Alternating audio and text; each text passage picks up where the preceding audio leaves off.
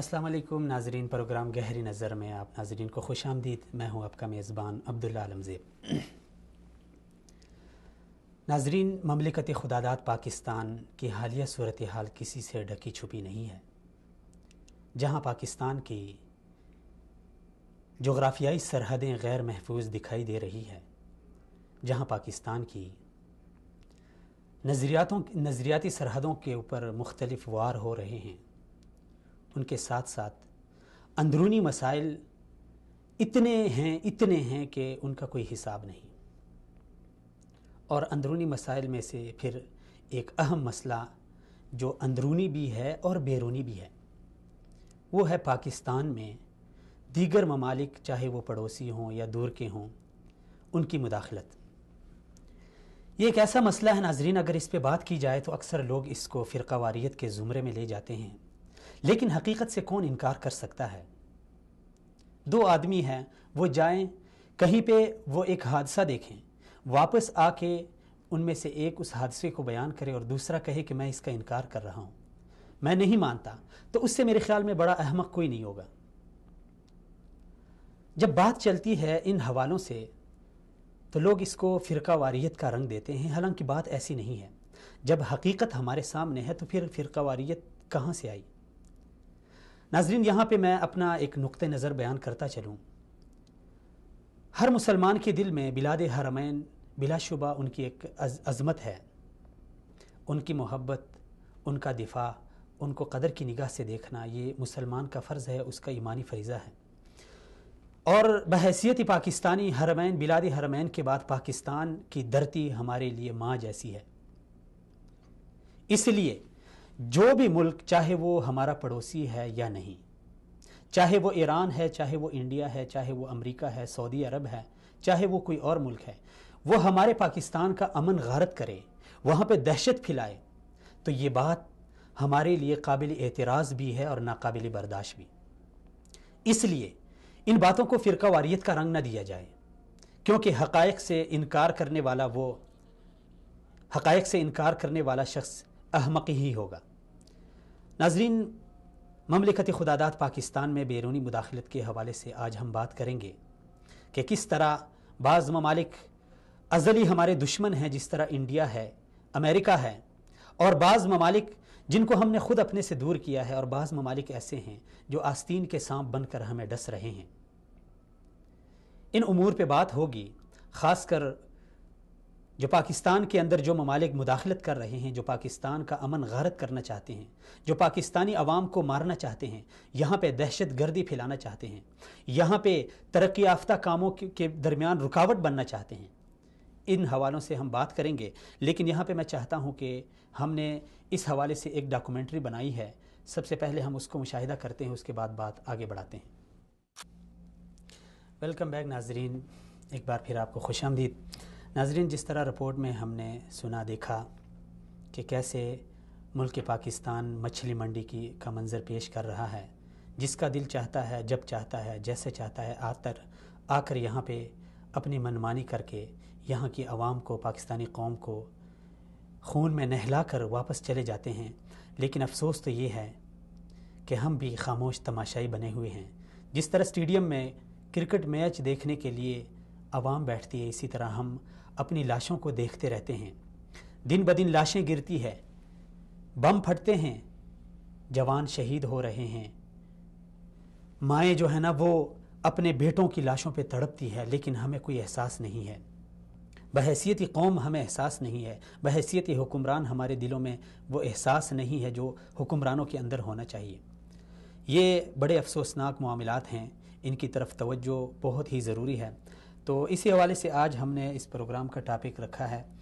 آپ ناظرین اگر ہمارے ساتھ شرکت کرنا چاہیں تو ٹی وی اسکرین پہ جو نمبر دکھائی دے گا اس پہ آپ ہمارے ساتھ کانٹیکٹ کر سکتے ہیں۔ اسی طرح پروگرام میں آج میرے ساتھ شریک ہوں گے میرے اسٹوڈیو کے مہمان جناب عبدالوہاب سلیم صاحب، جو کہ مذہبی سکالر ہیں اور سینئر تجزیہ نگار ہیں۔ میں آپ کو خوش آمدید کہتا ہوں سر۔ اور ناظرین، اسی طرح میرے ساتھ دیگر مہمانان گرامی فون کال پہ شرکت کریں گے۔ تو سب سے پہلے ہم آتے ہیں سلیم صاحب کی طرف۔ سلیم صاحب، پاکستان کو اگر ہم دیکھیں تو تقریباً 80 کی دہائی سے پہلے بالکل امن و امان کی صورتحال تھی پاکستان میں، کوئی ایسی افراتفری نہیں تھی، فرقہ واریت کا کوئی نام نشان نہیں تھا، مسجدیں محفوظ تھی، مارکیٹیں محفوظ تھی.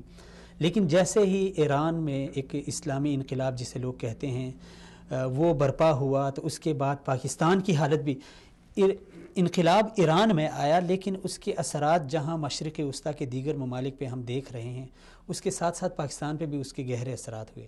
تو اس کو آپ کس نظر سے دیکھتے ہیں؟ یہ اس انقلاب کی وجہ سے ہے یا کیا مسئلہ ہے؟ بسم اللہ الرحمن الرحیم.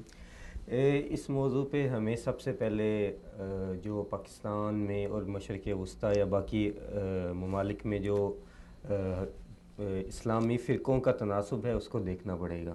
اب پاکستان جو ہے، پاکستان اگر دیکھا جائے تو ہمارے ہاں 80% سے زائد لوگ وہ ہیں جو کہ جن کو ہم سنی مسلمان کہہ سکتے ہیں، اہل سنت سے جن کا تعلق ہے. گرچہ وہ ان کے اندر اختلافات موجود ہیں لیکن مجموعی طور پہ ان کے عقائد ایک جیسے ہیں. جی جی. تو پاکستان بننے سے لے کے 1947 سے لے کے آپ دیکھیں تو 1979 تک ہمارے ہاں ہر طرح کے مذہبی طور پہ بالکل امن و امان تھا، اور ہمیں ایک واضح طور پہ ہمارا ایک ہی دشمن تھا، انڈیا، جو کہ پہلے دن سے ہمیں معلوم تھا کہ یہ ہمارا دشمن ہے. لیکن 1979 کا جیسا کہ آپ نے بھی کہا کہ انقلاب جسے سب یہ کہتے ہیں کہ اسلامی انقلاب ہے، وہ اصل میں اسلامی انقلاب نہیں تھا.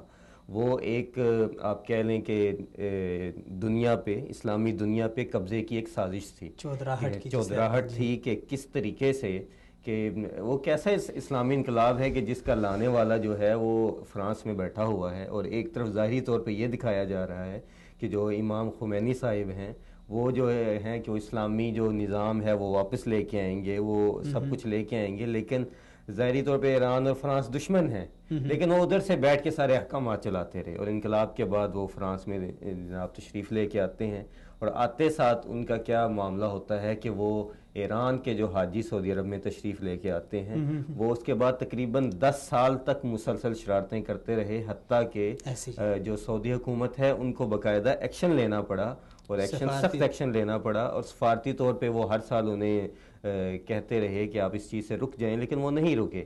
اور یہی صورتحال پاکستان میں تھی. پاکستان میں پہلے بھی مجلسیں ہوتی تھیں، اس خاص فرقے کی مجلسیں ہوتی تھیں، محرم بھی آتا تھا، سب کچھ ہوتا تھا، لیکن کبھی پاکستان میں اتنا زیادہ مسئلہ نہیں بنا تھا. اور حتیٰ کہ اہل سنت کے جو آپس میں فرق ہیں ان کے اندر اختلافات کو ہوا دی گئی، جو کہ اچھا، یعنی آپ اس کو بھی اس تناظر میں لیتے ہیں؟ جی بالکل. کیونکہ اگر آپ دیکھیں، اب تو سوشل میڈیا ہے، سب کے سامنے ہے، لیکن اس سے پہلے آپ دیکھیں کہ نامعلوم قسم کا لٹریچر تقسیم کیا جاتا تھا، ٹھیک ہے، جس میں فرق کو آپس میں لڑانے کی کوشش کی جاتی تھی. تو حالانکہ اگر دیکھا جائے تو اہل سنت کے جو پاکستان میں فرق ہیں، اہل حدیث ہیں، دیوبند ہیں، بریلوی حضرات ہیں، ان کے علماء کی آپس میں بہت گہری دوستیاں تھیں. جماعت اسلامی ہے، یہ سب لوگ مل کے آپس میں کام کرتے تھے، اور ان کے درمیان جان بوجھ کے اختلافات پیدا کیے گئے. اس طرح کے جو ہیں آپ دیکھیں کہ جلسے وغیرہ اس نام پہ کروائے گئے جو کہ ایسے موضوع تھے جن کو ہم فروعی مسائل کہتے ہیں، جو کہ تقریباً آپ کہیں کہ صحابہ کرام کے دور کے بعد سے وہ مسائل چل رہے تھے، اور ان کا کوئی حل نہیں ہے. ان میں ہر ایک جو ہے جس بات کو درست سمجھتا ہے اس پہ آ جاتا ہے، لیکن اس چیز پہ بھی کیا گیا. اور پھر ضیاء دور سے لے کے ضیاء کے بعد نواز شریف بینظیر کے دور ہوئے، پاکستان میں بہت زیادہ بم دھماکے شروع ہو گئے.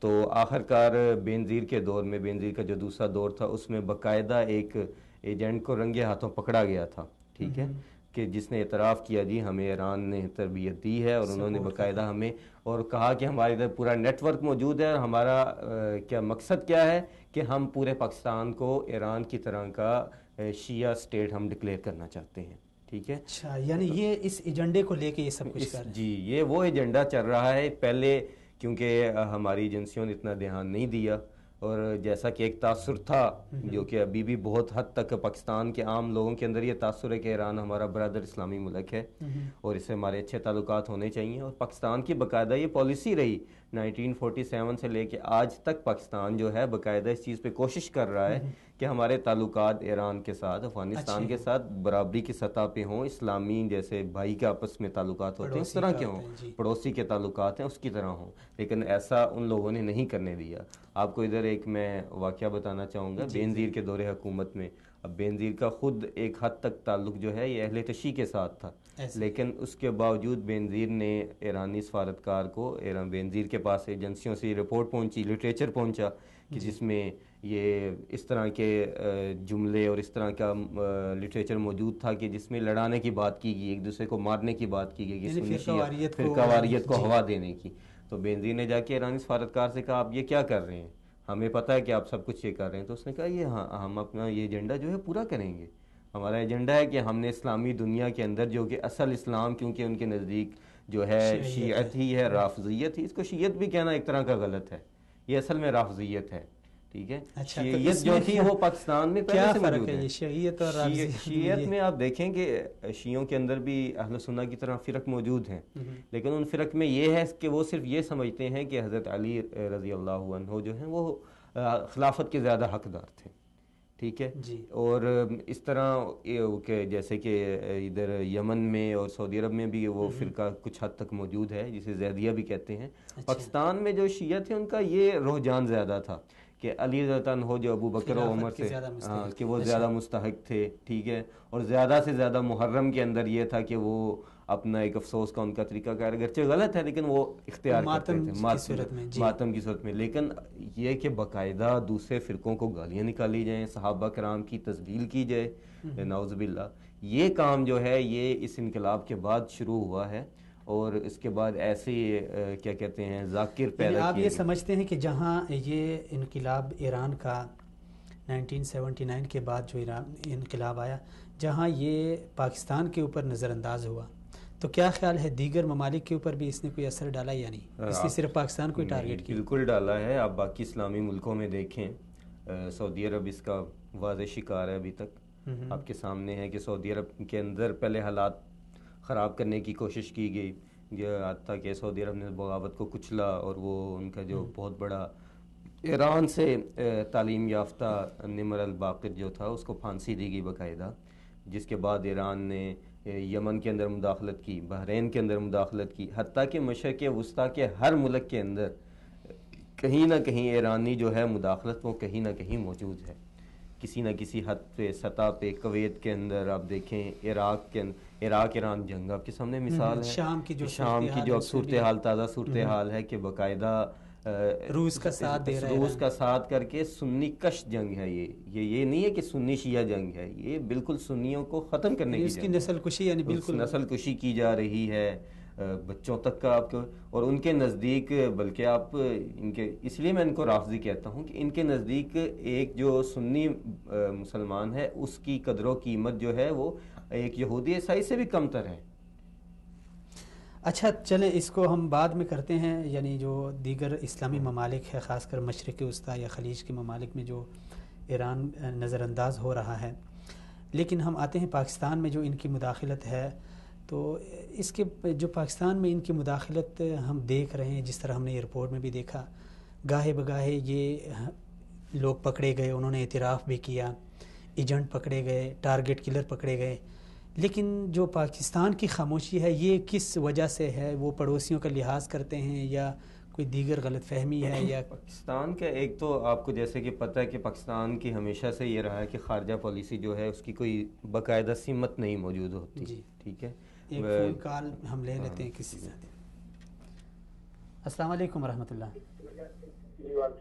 جی سر، کون کہاں سے؟ سر محمد یوسف انصاری بات کر رہا ہوں. جی وصال اردو ہے سر. ابھی میں آپ کو پروگرام دیکھ رہا ہوں، اس لیے نمبر آ رہا تھا. نوازش پوچھنا یہ ہے کہ اب سے 2 سال پہلے کہ 3 سال پہلے جو سعودیہ میں حج کے دوران میں پردہ نیچی تھی، جی اخباروں نے یہ ہلہ گلا کیا تھا کہ وہ ایرانی ہے. جی کیا اس کی تصدیق کر سکتے ہیں آپ اسکرین پہ؟ سر اس کی تصدیق تو عالمی میڈیا نے بھی کی ہے، اور تصدیق ایک جب حقیقت ہو اس کو انکار کرنا، یہ تو میرے خیال میں جو حقیقت کا انکار ہے یہ تو ایک احمقانہ فیصلہ ہے. اس کی عالمی سطح پہ تحقیق ہوئی ہے، اس میں ایران کی باقاعدہ ملوث ہونے کی تصدیق ہوئی ہے، اور اسی وجہ سے اس سال ایران نے اپنے حاجیوں کو نہیں بھیجا اور پھر سعودی عرب نے بھی انکار کیا. بہت اچھی.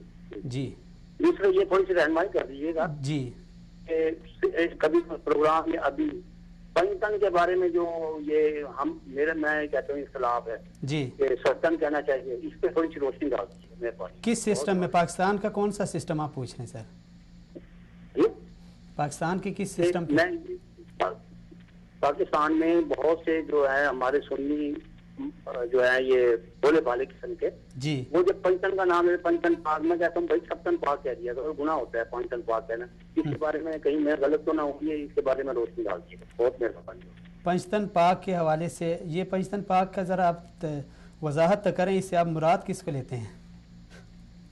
جی آواز کٹ رہی سر آپ کی. میں نے کہا یہ پنجتن پاک سے کیا مراد لیتے ہیں آپ مجھے بھی بتا دیں ذرا. سر آپ کی آواز کٹ رہی ہے، میں دوبارہ فون کرتا ہوں. چلیں ٹھیک ہے، چلیں جی بات جاری رکھیں. اگر آپ پاکستان کے حوالے سے پوچھ رہے ہیں تو جیسا کہ پہلے کہا کہ ہمیں 1947 میں پاکستان کے قیام کے بعد سے پتہ تھا کہ جو انڈیا ہے یہ ہمارا دشمن ہے. جی جی. اور ایران کو ہم اس وقت، کیونکہ ایران میں ویسے بھی انقلاب نہیں تھا، تو پاکستان نے ایران کو ایز اے برادر اسلامی ملک پورا درجہ دیا، سب کچھ کیا. لیکن 1979 سے حالات جو ہیں وہ بدلتے گئے. پاکستان کی خاموشی شروع میں اس لیے بھی رہی کہ پاکستان اس لیے اگنور کرتا رہا کہ اس سے شاید پاکستان کے اندر حالات زیادہ نہ خراب ہو جائیں. لیکن حالانکہ وہ ہوئے بھی. ہمارے سامنے حالات ہیں کہ بہت سے بم دھماکے کیے گئے، پھر آپس میں جو مخصوص افراد کو ٹارگٹ کیا گیا، مخصوص علاقے، پارا چنار ہے، جنگ ہے، یہ ہمارا گلگت کے علاقہ ہے، کوئٹہ ہے، ٹھیک ہے، اور اس طرح بڑے شہروں کے اندر جہاں خاص ان کے حلقے ہیں، کراچی، لاہور وغیرہ میں، ادھر باقاعدہ جو ہیں اس طرح کے حالات پیدا کیے گئے کہ سنی اور شیعہ آپس میں باقاعدہ ان کی ایک دوسرے کا قتل و غارت کیا گیا، ایک دوسرے کے علماء کو مارا گیا. اور جو یہ اسلحہ تھا، بلکہ جنگ کے اندر جب بہت زیادہ حالات خراب ہوئے تو ادھر جتنا اسلحہ پکڑا گیا وہ ایرانی اسلحہ تھا، ٹھیک ہے، تو ایرانی ویپنز تھے وہ سب کچھ. اور پھر اس کے بعد انہوں نے کیا کیا کہ انڈیا نے ایران کے ساتھ مل کے گٹھ جوڑ کیا. اور اب یہ بہت بڑی غلط فہمی ہے ہمارے عوام کے اندر بہت عرصہ تک رہی ہے، جی ایران جو ہے یہ مسلم دنیا کا اصل لیڈر تو یہ ہے، انہوں نے جی ایران امریکہ کا مقابلہ کر. اس غلط فہمی کی وجہ کیا آپ سمجھتے ہیں؟ کیا انہوں نے اپنے اس انقلاب میں اسلام کا نعرہ لگایا، اس وجہ سے یہ عوام دھوکے میں پڑ گئی ہے، یا کوئی اور؟ اس کی مین وجہ تو میڈیا کا استعمال میرے خیال میں سب سے زیادہ. اچھا، میڈیا نے اس کو اتنا کہ ایران نے میڈیا کو بڑے اچھے طریقے سے استعمال کیا ہے، ٹھیک ہے. اور آپ کو پتہ ہے کہ آج کل جو جنگ ہوتی ہے یہ پروپیگنڈا واری ہوتی ہے، ٹھیک ہے. تو ایران نے اتنا متاثر کیا ہے کہ حتیٰ کہ جو سادہ لوگ مسلمان ہیں ان سے آپ آج بھی جا کے پوچھیں تو وہ ایران کو بہت مقدس قسم کا ملک سمجھیں گے کہ جی ایران نے امریکہ کا مقابلہ کیا ہے، مغربی ممالک کا مقابلہ کیا ہے، مرگ بر امریکہ یہ اسرائیل کا نعرہ. اور حقیقت کیا تھی کہ اندرونی طور پہ ابھی یہ وکی لیکس کا جو آخری چند انکشاف ہوا اس میں باقاعدہ بتایا گیا کہ خمینی کی اور اس کے بعد کے جو اس کے پیش رو تھے ان کی باقاعدہ امریکہ کے ساتھ خط و کتابت جاری رہی ہے. اور یہ اس انقلاب میں پورا ہاں، اور انقلاب کے بعد بھی، اور حتیٰ کہ ایران نے بھی اس کو جٹلایا نہیں ہے، بس یہ کہا ہے کہ یہ جی ہمارے خلاف سازش ہے. اب اس سے اندازہ لگا سکتے ہیں، انہوں نے یہ نہیں کہا کہ یہ جی بالکل غلط ہے، جھوٹ ہے، تحقیقات ہوں گی، یا یہ جی ہمارے خمینی صاحب پہ کوئی الزام ہے. باقاعدہ انہوں نے یہ کہا کہ یہ تو بس ہمارے خلاف سازش ہے، ٹھیک ہے. اور پھر اسی طرح اسرائیل کے ساتھ ہے. آپ کو خود پتہ ہے، آپ ماشاء اللہ بڑے اچھے طریقے سے جانتے ہیں کہ پوری دنیا میں کسی بھی اسلامی ملک میں اتنے یہودی آباد نہیں ہیں جتنے کہ ایران کے اندر ہیں. اور صرف یہ نہیں کہ وہ آباد ہیں، ان کو باقاعدہ سہولیات ہیں، پارلیمنٹ کے ممبر ہیں، پالیسی میں حصہ لیتے ہیں، سب کچھ کرتے ہیں. تو اسی طرح انہوں نے پھر پاکستان پہ، اسی لیے آپ کو پتہ ہے کہ پھر یہ ایک گٹھ جوڑ پورا بن گیا کہ کیونکہ پاکستان ان سب کو کھٹکتا ہے شروع دن سے. تو جب وہ ناکام ہو گئے پاکستان کو شیعہ سٹیٹ چینج کرنے میں یا رافضی سٹیٹ بنانے میں، وہ ناکام ہو گئے، تو اس کے بعد انہوں نے اگلا قدم یہ اٹھایا کہ پاکستان کے حالات کو خراب کیا جائے، ٹھیک ہے. اچھا، یہ جو ابھی حالات چل رہے ہیں یعنی یہ ایران کا دوسرا سٹیپ ہے؟ جی، ایران کا دوسرا سٹیپ ہے. اور دوسری طرف سے انڈیا کیونکہ بہت عرصے سے ناکام تھا کہ اس کو بھی موقع نہیں مل رہا تھا، تو پھر انڈیا اور ایران کا آپ کو پتہ ہے کہ دشمن کا دوست کا جو دشمن ہوتا ہے، دشمن تو آپس میں پھر دوست بن جاتے ہیں. تو ان دونوں نے مل کے پھر پاکستان کے اندر یہ دہشت گردی کی جو جنگ ہے، جو پاکستان کے اندر حالات خراب کیے گئے، اس میں جو سہولت کار ہیں مین، وہ سب کے سب ایران کے ایجنٹ تھے یا ایران سے اس سے ہمدردی رکھنے والے تھے. کراچی کے حالات ہوں خراب ہونے والے، یا پارا چنار، وزیرستان وغیرہ، ان سب علاقوں میں، گلگت بلتستان میں کچھ سال پہلے فسادات ہوئے. ٹھیک ہے، اب گلگت بلتستان میں باقاعدہ ایران سے تربیت لے کے لوگ آتے ہیں،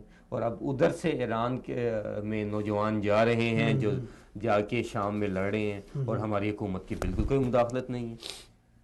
اچھا، تو یہ ابھی ایران اور انڈیا جس طرح ہمارے پیچھے لگے ہوئے ہیں، ہمارے حالات خراب کر رہے ہیں، ابھی جو پاکستان میں ایک منصوبہ گوادر کا، سی پیک کا جو منصوبہ ہے، اس سے پورے پاکستان کو بڑی اچھی امیدیں وابستہ ہے کہ اس سے مستقبل جو ہے نا ہمارا بڑا سنور جائے گا، نکھر جائے گا، پاکستان کے حالات معاشرتی سب ٹھیک ہو جائیں گے.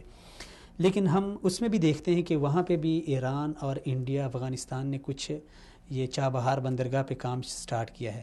تو آپ کیا سمجھتے ہیں، یہ ہمارے گوادر کو ناکام بنانے کے لیے ہے یا یہ ان کا اپنا کام ہے، ہم اس میں کوئی دخل نہیں دے سکتے؟ کیا آپ اس کو کیا سمجھتے ہیں؟ یہ بالکل یہ براہ راست تو مداخلت نہیں ہے، جیسا کہ ہمیں پتہ ہی ہے کہ وہ اپنے علاقے میں کام کرے، لیکن ان کو ایک دم سے ابھی کیوں یاد آیا کہ ہم نے بھی یہ منصوبہ کرنا ہے. ٹھیک ہے، اور آپ کو پتہ ہے کہ گوادر سے ایران جو ہے اس کا فاصلہ کوئی 60 کلومیٹر سے زیادہ نہیں ہے. ٹھیک ہے، تو یہ جو ہے اس کا براہ راست نقصان جو ہے وہ ایران کو ہی ہے، سب سے زیادہ گوادر کا سب سے زیادہ براہ راست نقصان ایران کو ہی ہے. اس میں کوئی مطلب اقتصادی لحاظ سے اگر دیکھا جائے. اور پھر انہوں نے کیا ہے کہ ابھی آپ دیکھ رہے ہیں کہ انہوں نے لسانی اور صوبائی جو ہے منافرت پیدا کرنے کی اب کوشش شروع کر دی ہے. آپ پچھلے کچھ دنوں میں جائزہ لیں تو خیبر پختونخوا کی جو حکومت ہے وہ باقاعدہ اعتراض کر رہی ہے، سی پیک جی اس میں ہمیں ہمارا حصہ نہیں دیا گیا. بلوچستان کے لوگوں نے اعتراض کیا، کچھ لوگوں نے.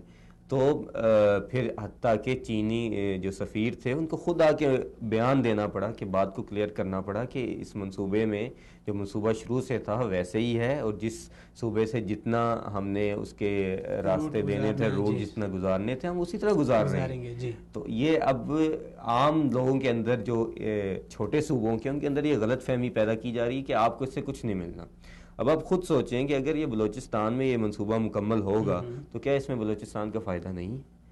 اب ہر ادھر تعمیر و ترقی جتنی ہوگی ادھر عام لوگ حصہ لیں گے، جو ادھر ہوٹل بنیں گے، ادھر جو تجارت ہوگی، ادھر سے مارکیٹیں بنیں گی، سب کا عام لوگوں کو فائدہ ہے. اس میں ظاہری بات ہے کہ یقیناً بات ہے کہ کچھ لوگ بڑے صوبوں سے، پنجاب سے، سندھ سے، کراچی سے جائیں گے، لیکن براہ راست جو فائدہ ہوگا وہ بلوچستان کے لوگوں کو ہے. اس طرح خیبر پختونخوا میں جو منصوبہ گزرے گا، جو روٹ گزرے گا، اس کا فائدہ ان لوگوں کو ہے. لیکن اب یہ صورتحال پیدا کی جا رہی کہ آپ کو کچھ نہیں مل رہا، یہ بڑے صوبے سب کچھ لے جائیں گے. تو یہ بھی باقاعدہ ہماری جو کیونکہ پالیسی جو ہے ہماری اس کی کوئی سمت نہیں ہوتی، تو اس لیے یہ بہت تقویت پکڑی ہے یہ بات کہ شاید ہمارے ساتھ ناانصافی ہو رہی ہے چھوٹے صوبوں کے اندر. تو اس کے اندر بھی یہ جو چابہار جو بندرگاہ بن رہی ہے انڈیا اور ایران کی، آپ کیا سمجھتے ہیں کہ یہ ہمارے یہ جو گوادر کے اوپر اس کا کوئی اثر پڑے گا یا نہیں؟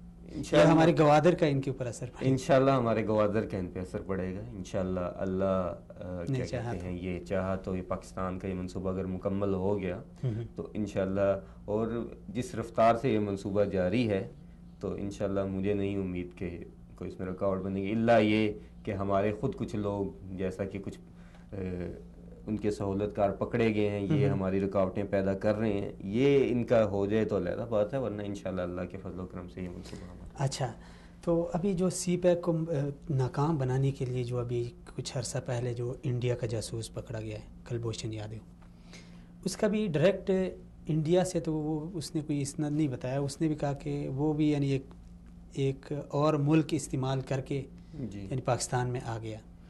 تو اب اس سے پہلے عزیر بلوچ کو پکڑا گیا، اس سے پہلے میں نے یہ لسٹ بنائی ہیں، تو اس کا تو ہم تذکرہ کریں گے، لیکن ابھی خورشید صاحب، آصف خورشید صاحب ہمارے ساتھ کال پہ، ان کو لیتے ہیں. السلام علیکم ورحمۃ اللہ.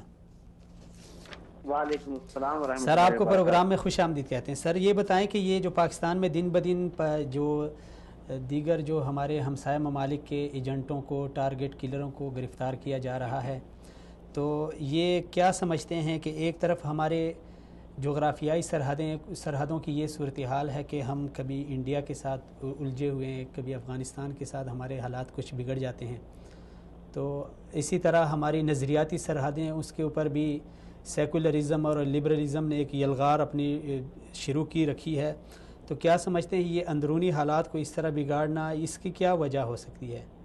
یہ ہماری توجہ ادھر گئی ہے، ادھر سے ہٹ گئی ہے، یا ادھر سے ہٹانے کے لیے یہاں پہ مبذول کرائی جا رہی ہے؟ لیکن سب سے پہلے تو میں وصال ٹی وی کا شکریہ ادا کرتا ہوں کہ انہوں نے اس اہم موقع کے اوپر ڈیبیٹ میں مجھے دعوت دی.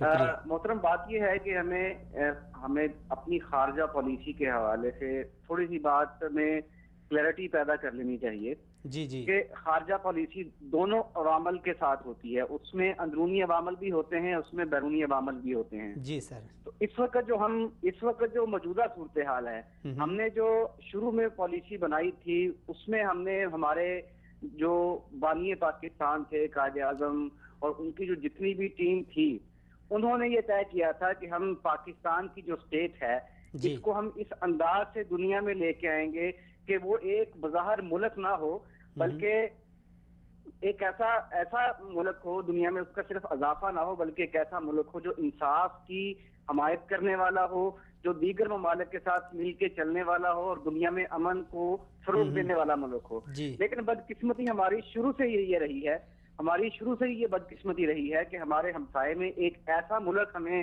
مل گیا جس نے ہمیشہ سے شروع سے ہی پاکستان کو ایسے دیکھا ہے کہ وہ اس کو ختم کر لے. اچھا، اس کی بنیاد کی وجہ سے ہم سے کچھ بنیادی غلطیاں ہوئیں. یہاں پہ ہمیں خارجہ پالیسی اپنی سیٹ کرنے کے حوالے سے کچھ بنیادی غلطیاں ہوئیں، لیکن ہم چلتے گئے. اور اس میں بڑی وجہ ہمارے لیے کہ ہم نے ایک ایسے بلاک کو جو ہے وہ صرف اور صرف بھارت کی دشمنی کی وجہ سے ہم نے ایسے بلاک کے ساتھ اپنے تعلقات مضبوط کرنے شروع کر دیے کہ جس سے ہمیں وہ فائدہ حاصل نہ ہو سکا. اور اسی وجہ سے بعد میں آنے والی جو قیادت تھی، ان سے اندرونی طور پر یہ غلطی ہوئی کہ انہوں نے اپنے جو بزنس انٹرسٹ تھے وہ خارجہ پالیسی میں بنیاد بنانا شروع کر دیا. تو یہ پھر ہم دیکھتے ہیں کہ جب اب یہ صورتحال جہاں تک پہنچی ہے، ہمارے ہمسائے ملک میں ہمارے ساتھ بھارت نے ایک بہت بڑا جو ہے ہمارے لیے ایک تھریٹ پیدا کیا ہے. اور جس وجہ سے دنیا ہمیں دیکھتی ہے وہ ہمیں سیکیورٹی اسٹیٹ کے حوالے سے دیکھتی ہے. ایسا نہیں ہے کہ پاکستان کی خارجہ پالیسی مکمل طور پر ناکام ہے، ایسا نہیں ہے. پاکستان کی اس وقت کے لحاظ سے اگر ہم دیکھیں جائیں تو پاکستان بہت اچھی پوزیشن کے اوپر بھی ہے، جس کی بڑی ہمارے سامنے جو سامنے نظر آتی ہے وہ یہ ہے کہ بھارت نے ہمیں مودی نے جو ہمیں سیٹ دیا ہے کہ ہم دنیا کو پاکستان میں تنہا کر دیں گے، اس کے پیچھے بڑی وجہ یہی آتی ہے کہ اس وقت شاید پاکستان کی خارجہ پالیسی کی سمت کچھ بہتر ہوئی ہے. لیکن ظاہری بات ہے کہ اس میں ابھی وقت لگے گا. پاکستان ایک پریشر سے جو امریکہ کا پریشر تھا یا امریکہ کی دوستی کا جو پریشر تھا، اس سے تھوڑا سا ہٹ کے جو ہے وہ چلنے کی کوشش کر رہا ہے. اور اس وقت جو چائنا کے ساتھ ہمارے تعلقات مضبوط ہو رہے ہیں، جو رشیا کے ساتھ ہمارے تعلقات مضبوط ہو رہے ہیں، یہ اس کی جو ہمیں نظر آ رہا ہے کہ پالیسی تھوڑی سی کچھ بہتر سمت کی طرف جا رہی ہے. اور پاکستان بھی عالمی سطح پر اپنا وجود منانے کے لیے کسی ایک بلاک کا محتاج نہیں ہو رہا، بلکہ سب کے ساتھ چلنے کی کوشش کر رہا ہے. اور پہلے جو تھا صرف اور صرف امریکہ کا پریشر تھا، اس سے نکل رہا ہے. بہت شکریہ سر. یہ ایک سوال یہ ہے کہ آپ ایک بعض ممالک تو وہ تو روز اول سے ہمارے دشمن ممالک میں آتے ہیں، جیسے امریکہ ہے، اس کو تو اسلام گوارا نہیں ہے ہر صورت میں، کسی بھی ملک میں، پاکستان کے علاوہ چاہے کوئی بھی ملک ہو، پاکستان ہو یا پاکستان کے علاوہ کوئی بھی ملک ہو. اسی طرح بھارت ہے، وہ بھی روز اول سے ہمارے ساتھ اس کی نہیں بنتی. لیکن جو دیگر ممالک ہیں، جو اسلامی برادر ممالک ہیں، ان کی جو مداخلت ہے یا یہ ان کی طرف سے ہے یا بھی یہ ان کے ساتھ کوئی دیگر جو ہمارے دیگر ممالک جو پڑوسی ممالک ہیں، انڈیا وغیرہ، یہ بھی ان کے ساتھ ملے ہوئے ہیں. جس طرح یہ کلبھوشن یادو کو گرفتار کیا گیا تو اس کا بھی تعلق انڈیا سے رہا، لیکن انڈیا سے وہ ایران اور ایران سے پھر پاکستان میں اس نے اپنی کارروائیاں سٹارٹ کی.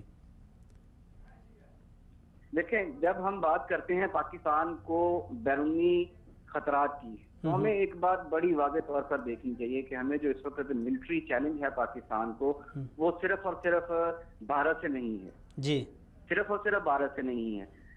جب امریکہ پاکستان ادھر افغانستان میں آیا تو اس کا پہلا جو بڑا پلان تھا وہ پاکستان کی افغانستان کے ساتھ جو سرحد تھی اس میں خطرہ جو ہے وہ ہمیں پیدا کیا گیا, اور ہمارے علاقوں میں جو ہے وہ پاکستان کی سرحد کے ساتھ جو علاقے تھے افغانستان کے وہاں پہ بھارت کے قونصلیٹ قائم کیے گئے. صرف یہی نہیں, ہمیں اس وقت موجودہ صورتحال میں ہمیں یہ بات, اگرچہ پاکستان اور سعودی عرب دونوں یہ بات کہہ چکے ہیں کہ جو 34 نیشن الائنس ملٹری الائنس ہمارا بنا ہے وہ کسی ایک ملک کے خلاف نہیں ہے بلکہ وہ ٹیررزم کے اگینسٹ ہے, اور وہ ایک اسلامی ممالک کا الائنس ہے, اس میں کسی فرقہ واریت کی گنجائش نہیں ہے. لیکن ہمیں یہ بات نہیں بھولنی چاہیے کہ مڈل ایسٹ میں سعودی عرب کے اگینسٹ ایک ملک کھڑا ہے جو کہ پاکستان کا ہمسایہ ملک بھی ہے اور ایران ہے, اور اس میں جب پاکستان نے ایک بہت بڑا منصوبہ چائنا کے ساتھ شروع کیا سی پیک کا, تو اس وقت فوری طور پر اس کے مد مقابل ایک اور منصوبہ شروع کرنے کی کوشش کی جس کا جو چابہار کی جو ان کی ہے بندرگاہ ہے اس کو ایکٹیو کرنے کی کوشش کی گئی. اچھا یہ چیز ہم اگرچہ اس کو ہماری پاکستان کی جتنی بھی حکومتیں آئی ہیں یا ملٹری اسٹیبلشمنٹ آئی ہے وہ اس سرحد کو اگنور کرتی رہی ہے جو ایران کے ساتھ ہماری سرحد ہے, جبکہ اسی سرحد کو ہم نے دیکھا, اسی سرحد کو بھارت نے استعمال کیا, اور کلبھوشن یادو کی جو انٹری ہے اور وہ وہیں سے ہوئی ہے اور وہ بڑے عرصے سے ہوتی رہی تھی. ہم نے چونکہ اس حوالے سے کچھ زیادہ غور نہیں کیا, ہم اس کو یہی سمجھتے رہے کہ یہ ہمارا اسلامی برادر ملک ہے. میں آپ کو ایک اور بڑی واضح بات بتانا چاہتا ہوں کہ دیکھیں پاکستان اور بھارت یہ آپس میں کبھی دوست نہیں تھے اور نہ کبھی ہوں گے, کیونکہ ان دونوں کی بنیاد ہی جو ہے وہ اس طرح کی ہے کہ بھارت کبھی بھی نہیں چاہتا کہ پاکستان قائم رہے. اچھا 2001 میں جب پاکستان اور بھارت کے آپس میں اس حد تک کلیشز تھے کہ دونوں کی فوجیں آمنے سامنے کھڑی ہو چکی تھی, اس وقت ایران نے ایک ایگریمنٹ کیا تھا جو کہ ملٹری ایگریمنٹ تھا اور وہ بھارت کے ساتھ کیا تھا. اب یہ پاکستان کے خلاف کیا تھا سر, میں وہی بات آپ کو بتانے لگا ہوں کہ انہوں نے اگرچہ یہ ایک ملٹری ایگریمنٹ تھا اس میں کسی کا نام نہیں تھا, لیکن کوئی بندہ بھی جانتا ہے کہ پاکستان بھارت کا دشمن ہے, دونوں کی فوجیں آپس میں دشمن کے لیے ایک دوسرے کے مقابلے میں تیار کھڑی ہیں کہ کسی وقت بھی یہ جنگ ہو سکتی ہے. ایسے وقت میں جب پاکستان کو ضرورت تھی اسلامی ممالک کی, ان کے اتحاد کی, ان کی طرف سے پوری سپورٹ کی ضرورت تھی, اس وقت ایک ایسے ملک کے ساتھ جا کے ملٹری جو ہے وہ ایگریمنٹ کرنا. اب ایران کا چائنا کے ساتھ کوئی جھگڑا نہیں ہے, ایران کا افغانستان کے ساتھ براہ راست کوئی جھگڑا نہیں ہے. اچھا اگر دوسری طرف انڈیا کا دیکھا جائے تو انڈیا کا براہ راست مڈل ایسٹ میں کسی کے ساتھ جھگڑا نہیں ہے. ٹھیک ہے, تو انڈیا کا جھگڑا کس کے ساتھ بنتا ہے؟ انڈیا کا جھگڑا پاکستان کے ساتھ بنتا ہے, تو ملٹری پاکستان کے ساتھ بنتا ہے. تو یہ ملٹری ایگریمنٹ جو ہے, سیکیورٹی ایگریمنٹ جو ہے, ان کا دونوں ممالک کا آپس میں کرنا, تو یہ کس کے لیے خطرناک ہو سکتا ہے؟ ڈیفینیٹلی پاکستان کے لیے, کیونکہ پاکستان کی سرحدوں کے لیے یہ دونوں کی سرحدیں پاکستان کے ساتھ ملتی ہیں اور پاکستان کا ایک بہت بڑا کلیش ہے, اور یہ 1947 سے ہے, کوئی آج کا نہیں ہے.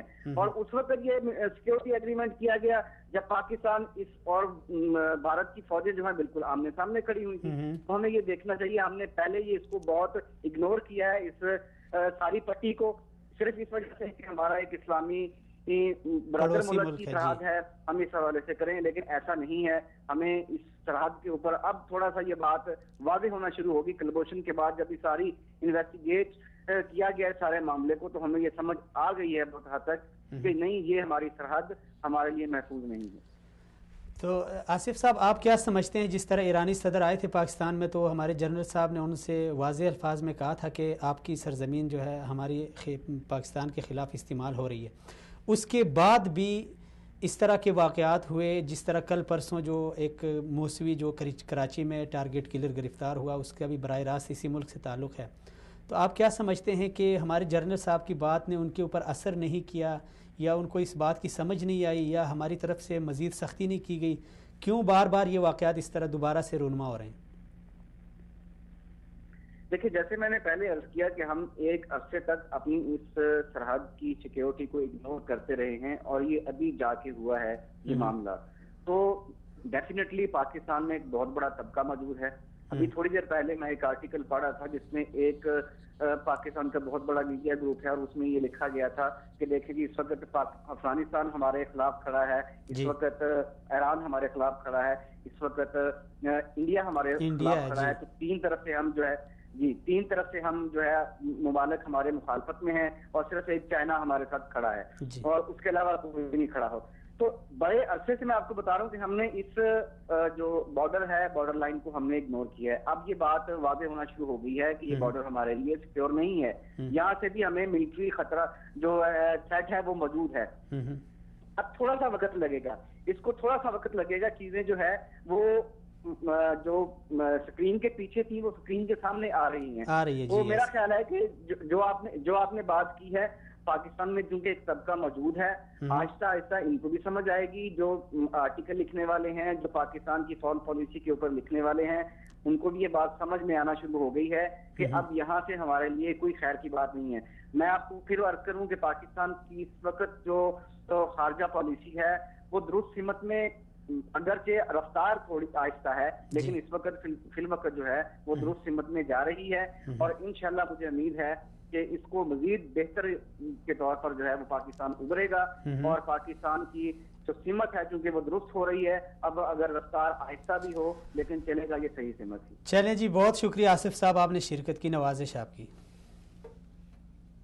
اچھا سلیم صاحب, کیا سمجھتے ہیں آپ, کیا سمجھتے ہیں جس طرح یہ میں نے سلیم صاحب سے کہا کہ ایک بار ان کو متنبع کر دیا, آئے صدر ادھر آئے, ان سے جنرل صاحب نے کہا کہ بھئی آپ کی سرزمین استعمال ہو رہی, لیکن اس کے بعد بھی کئی واقعات ہوئے. ابھی تازہ کل پرسوں جو ہوا ہے کراچی میں, اس بندے کی اس حد تک رسائی کہ اس کو پولیس کی گاڑی دے گئی, اس نے پولیس کی وردی استعمال کی, اس نے اعتراف کیا کہ میں نے کئی لوگوں کو قتل کیا ہے.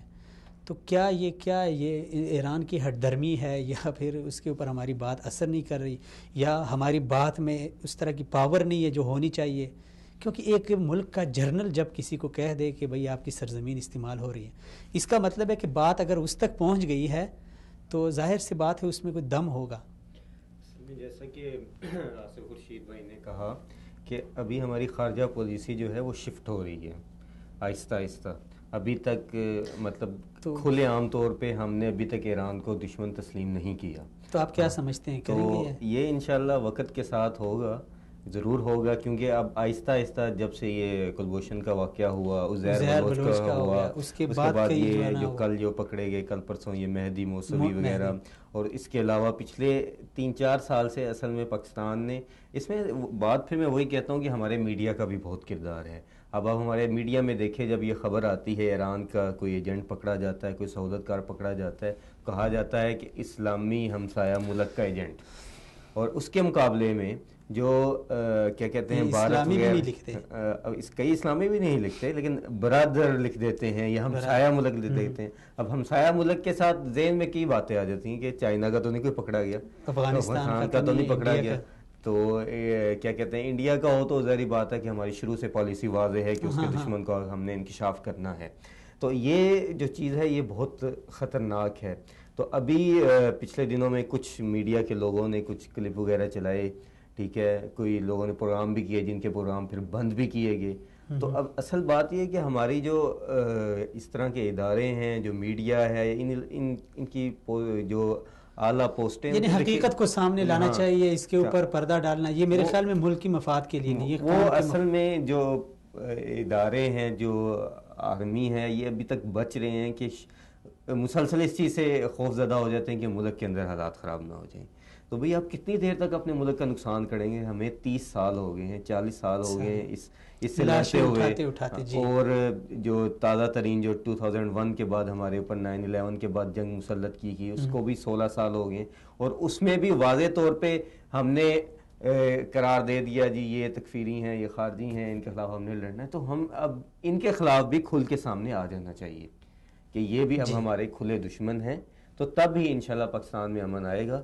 تو انشاءاللہ جب امن آ جائے گا, گوادر پورٹ مکمل ہو جائے گی, تو پھر انشاءاللہ یہ جو بھی کرتے رہیں تو انشاءاللہ عوام کو اس وقت تک سمجھ آ چکی ہوگی. اچھا, بہت شکریہ. ناظرین, حقائق کچھ اور ہوتے ہیں, لیکن بعض لوگ حقائق کا انکار کر کے ایک احمقانہ نظریہ اپناتے ہیں. اب پاکستان میں کیا کچھ نہیں ہو رہا یہ سب دیکھ رہے ہیں, لیکن میڈیا کا بھی دوغلا کردار ہے کہ میڈیا اگر کہیں مسجد میں ایک مولانا صاحب یا کہیں اسکول ٹیچر کسی اسٹوڈنٹ کو ایک تھپڑ مار دے تو میڈیا اس کو اتنا ہائی لائٹ کرتا ہے کہ لوگ حیران ہو جاتے ہیں, پتہ نہیں کیا ہو گیا.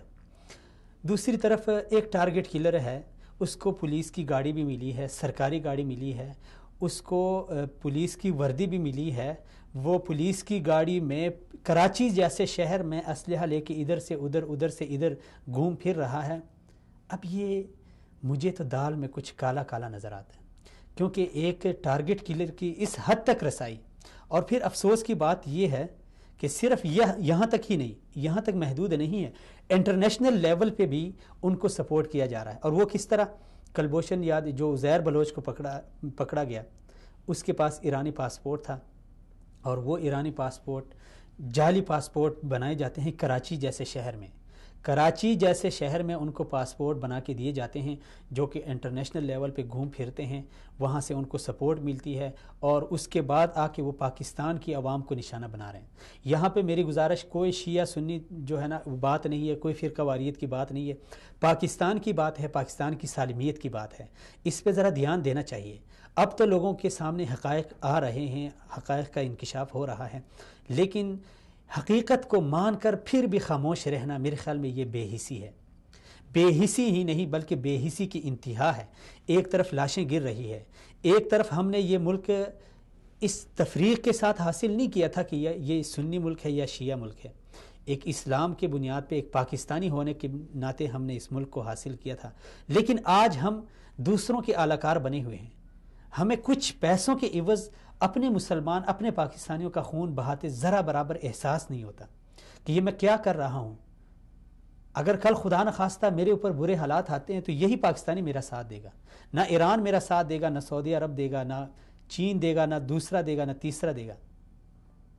لیکن افسوس کی بات ہے, اس لیے ان باتوں کو, ہمارے اس پروگرام کو, اس کو کبھی بھی فرقہ واریت کے زمرے میں نہ ڈالا جائے, اس کو فرقہ واریت کے ٹھوکری میں نہ ڈال دیا جائے, اور حقائق کو سمجھا جائے. حقائق کو سمجھا جائے اور حقیقت سے انکار کرنا یہ بے وقوفی کی انتہا ہے. یہاں پہ ناظرین ہم لیتے ہیں ایک چھوٹا سا بریک کے بعد دوبارہ سے ملتے ہیں, ہمارے ساتھ رہیں.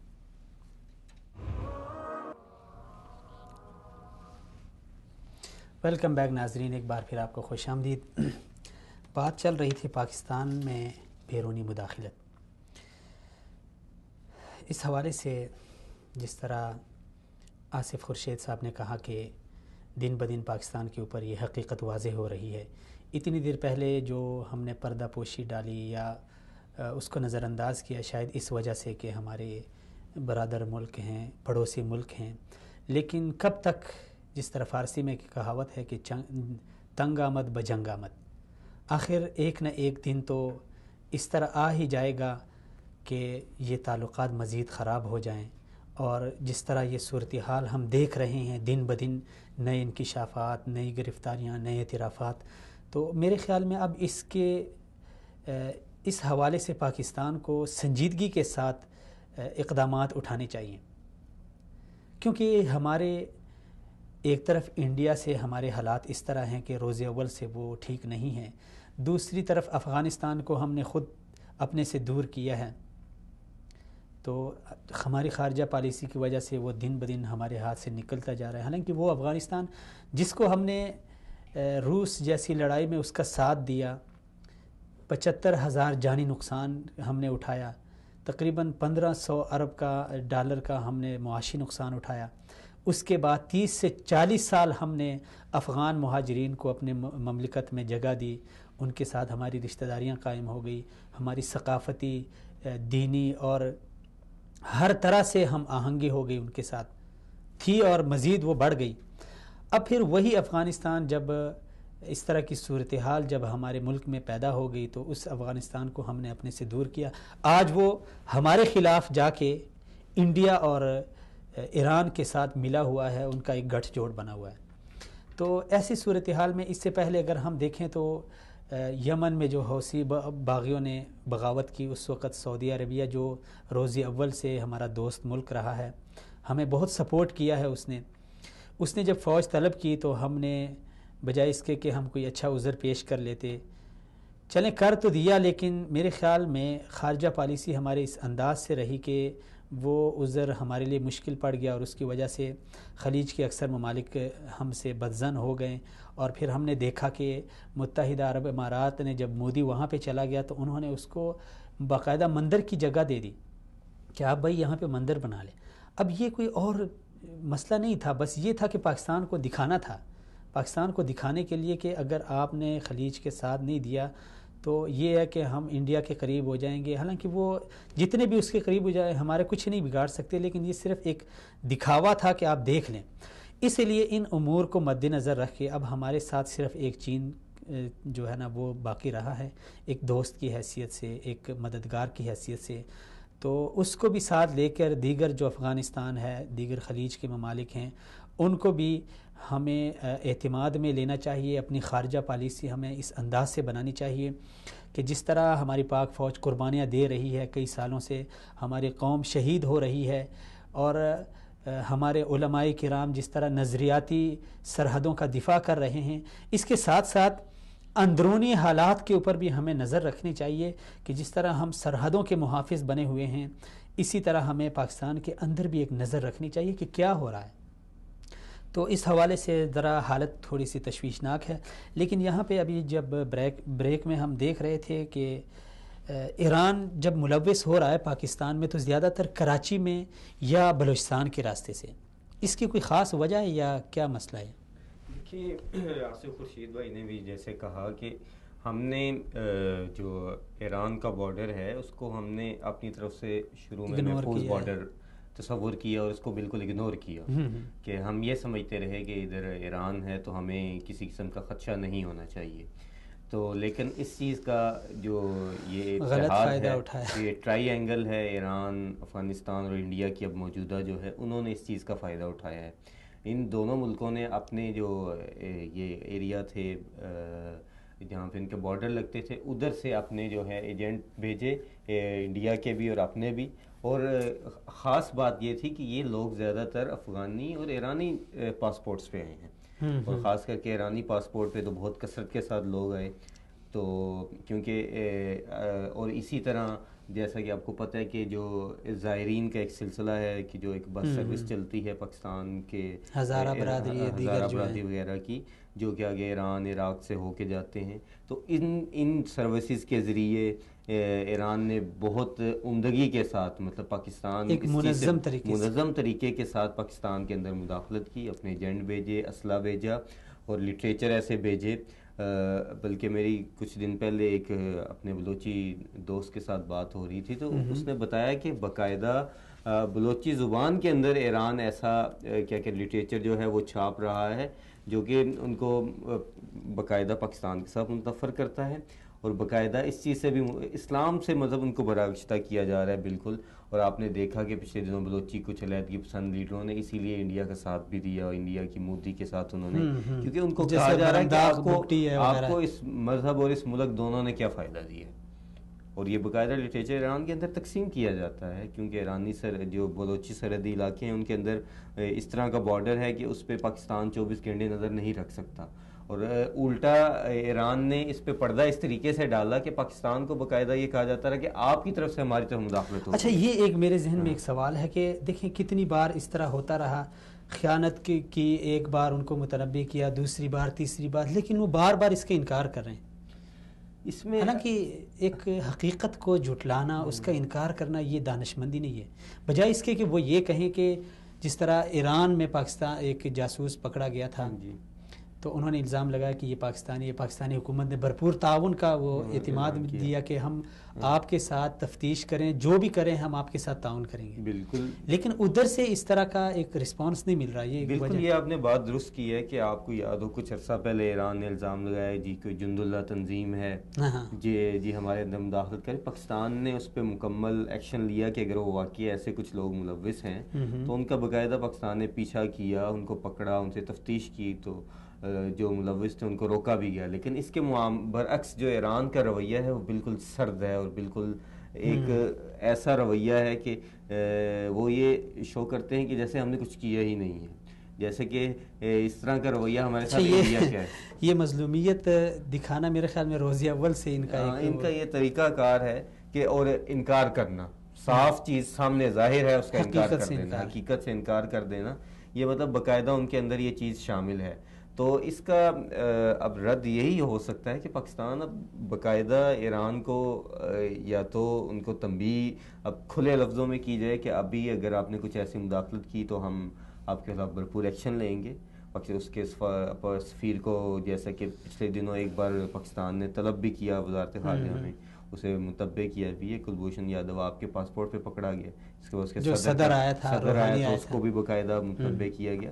تو ابھی یہ چیزیں جو ہیں یہ ان کے لیے یہ چیز بھی روٹین تھی کہ کہہ دیا بات ختم. اچھا, یہ میرے خیال میں ناظرین میں اپنا ایک نقطۂ نظر آپ ساتھ شیئر کروں. جی, یہ میرے خیال میں یہ لوگ اس لیے ہمارے اوپر یہ غالب آ گئے ہیں. انہوں نے کہا کہ ایک بار پاکستان نے ہمارا بندہ پکڑا, ایکشن نہیں لیا, دوسری بار پکڑا, ایکشن نہیں لیا, تیسری بار پکڑا, تو اب میرے خیال میں وہ عادی ہو گئے ہیں کہ ہم جتنے بھی لوگ بھیجیں گے وہ پاکستان کو انہوں نے ایک بے حس اور ایک اس طرح کا ایک ملک سمجھا ہوا ہے میرے خیال میں. کیونکہ اگر ایک بندہ دیکھیں ممبئی میں ایک دھماکہ ہوا, حالانکہ وہ پاکستان کا کوئی بھی شخص اس میں ملوث نہیں تھا, آج تک وہ تحقیقات ہو رہی ہے, کوئی بھی شخص نہیں ہے.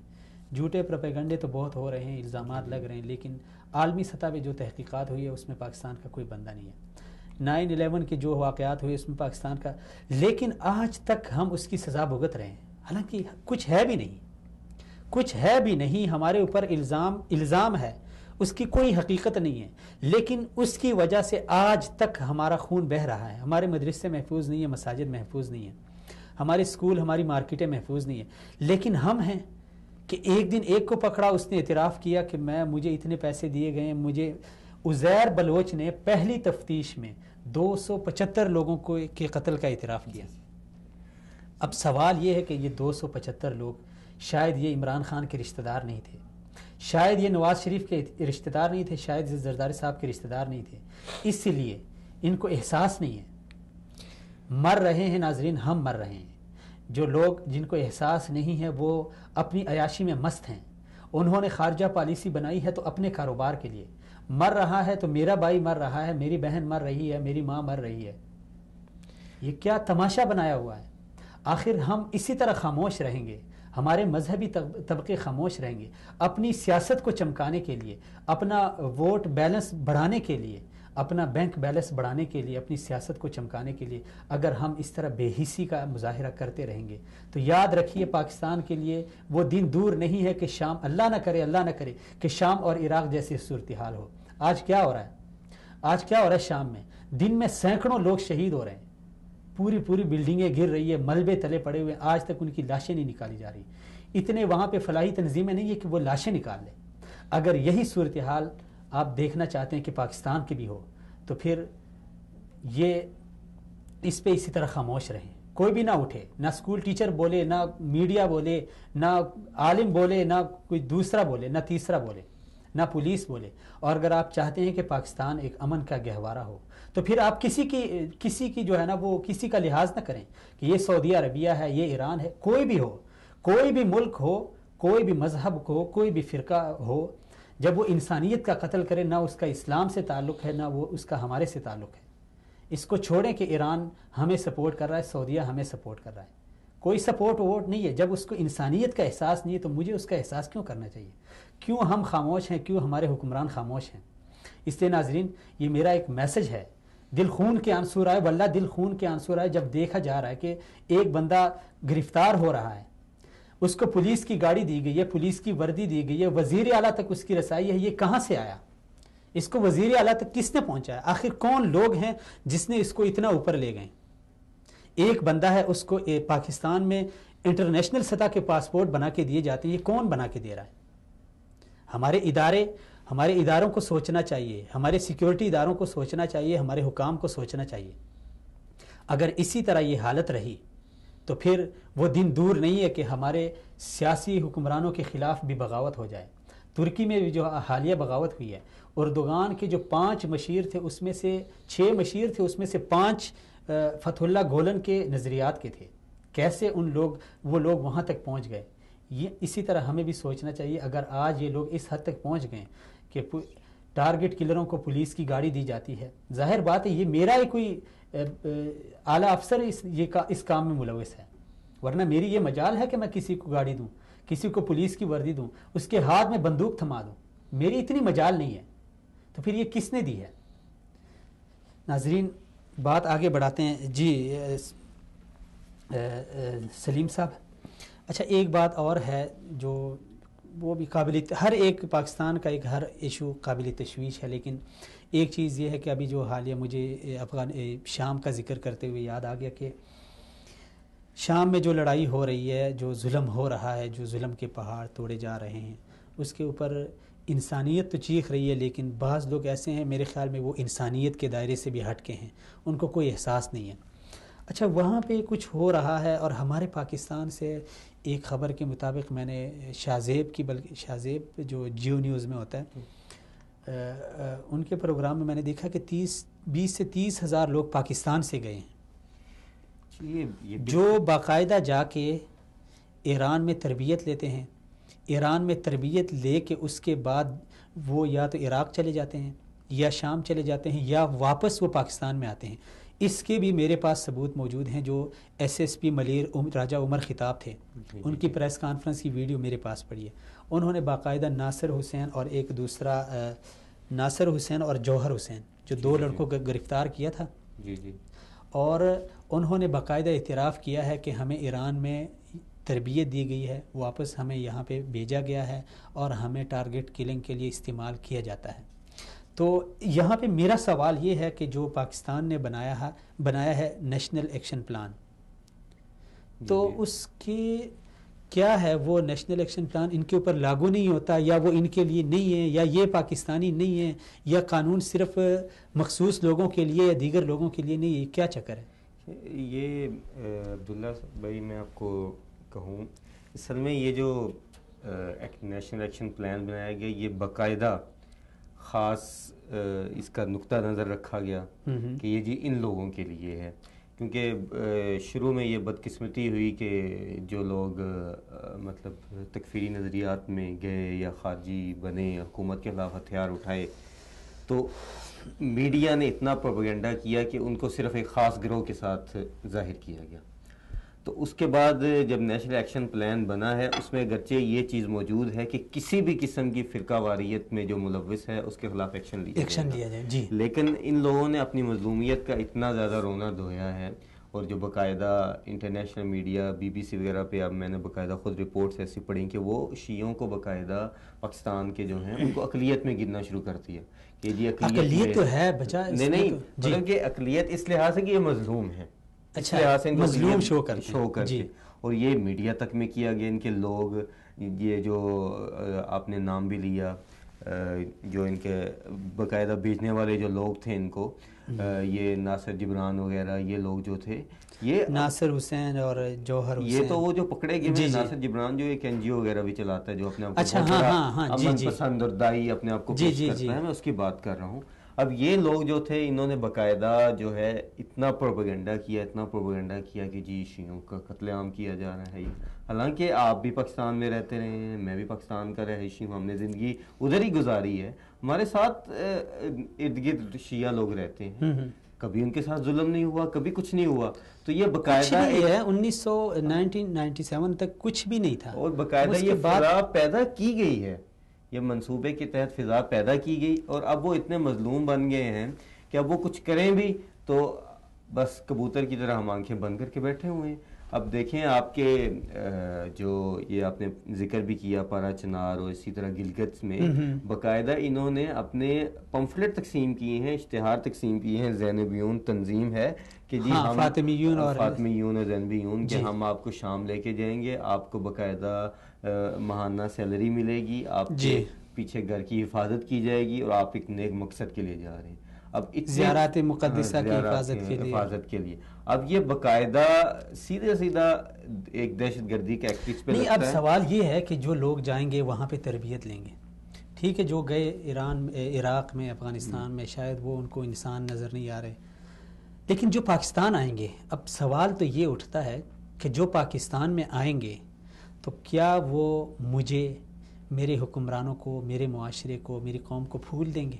اب کیا سمجھتے ہیں وہاں پہ جو ان کی ذہنی تربیت ہوگی، جسمانی تربیت ہوگی، تو وہ کس طرح کی ہوگی؟ ان کی ذہنی تربیت یہی کی جاتی ہے. اب دیکھیں آپ کی جیسے وہ شام میں اب جا کے جو سنیوں کو ماریں گے تو کیا وہ پاکستان کے سنیوں کو پھر انسان سمجھیں گے؟ کبھی بھی نہیں. ادھر تو شامی پھر بھی مظلوم ہیں، ادھر تو ہم پھر بھی ایک امن والے حالات میں ان کو دیکھ کے وہ، کیونکہ اصل میں نے آپ کو شروع پروگرام میں بھی کہا کہ ایران جو ہے یہ شیعہ اسٹیٹ نہیں، ایک رافضی اسٹیٹ ہے، جن کا مقصد کیا ہے کہ جن کا مقصد یہ ہے کہ ان کے نزدیک سنی مسلمان جو ہے اس کی کوئی قدر و قیمت نہیں ہے. تو اب انہوں نے اس پلان کے تحت اب پاکستان کے اندر یہ تربیت یافتہ لوگ بھیج رہے ہیں اور بڑی تعداد میں بھیج رہے ہیں، اور باقاعدہ ان میں سے جو مرتے ہیں ان کو ایران میں اعزاز سرکاری طور پہ دیا جاتا ہے.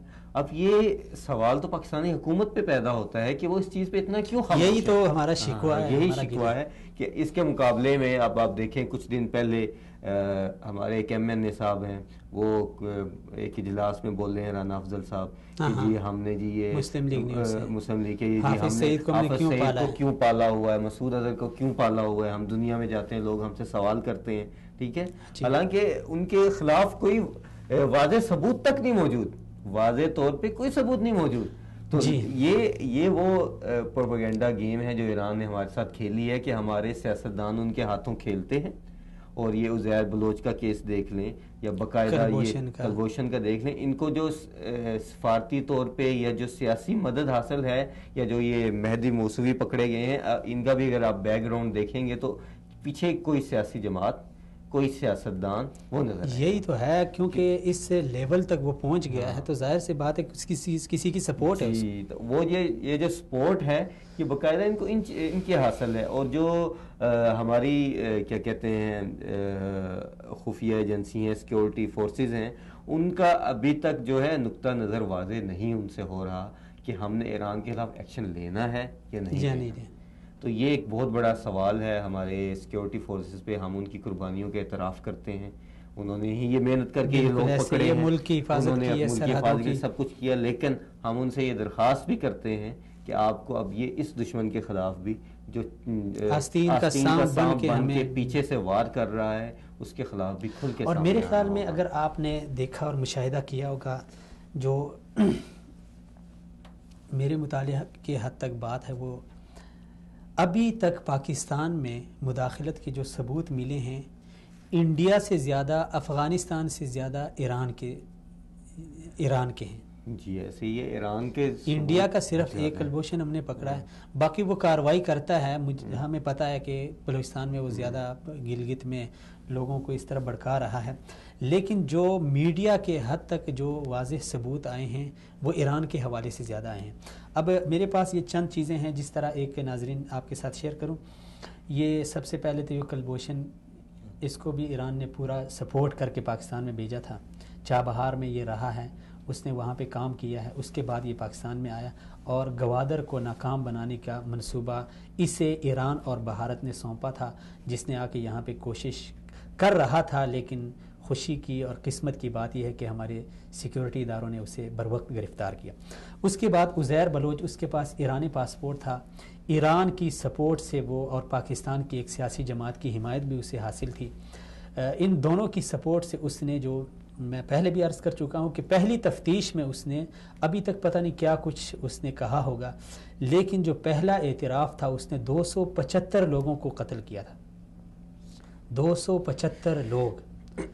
یہ انسانیت کو قتل کیا ہے، جانوروں کو قتل نہیں کیا، بھیڑ بکریوں کو قتل نہیں کیا، انسانوں کو قتل کیا ہے، پاکستانیوں کو قتل کیا ہے. لیکن سوالیہ نشان یہ ہے کہ آج تک اس کا کیس ابھی تک سامنے نہیں آیا. امید تو ہے کہ ایک اچھا ایک اقدام کیا جائے گا اس کے خلاف، اور جتنے بھی اس کے سپورٹر ہیں ان کو کیفر کردار تک پہنچایا جائے گا. اس کے بعد CID جو پولیس کے افیسر ہیں، SSP عمر خطاب صاحب، ان کی ایک پریس کانفرنس ہے، آپ کو یہ ویڈیو YouTube سے بھی مل جائے گی. سما نیوز کی ایک رپورٹ ہے، اس میں انہوں نے گلستان جوہر میں جو 2 टारगेट किलरों को गिरफ्तार किया था, नासिर हुसैन और जौहर हुसैन। दोनों का ताल्लुक, दोनों को तरबियत ईरान में दी गई, दोनों को मंथली 25,000 पे पाकिस्तान की में दहशतगर्दी फैलाने पे लगाया गया था।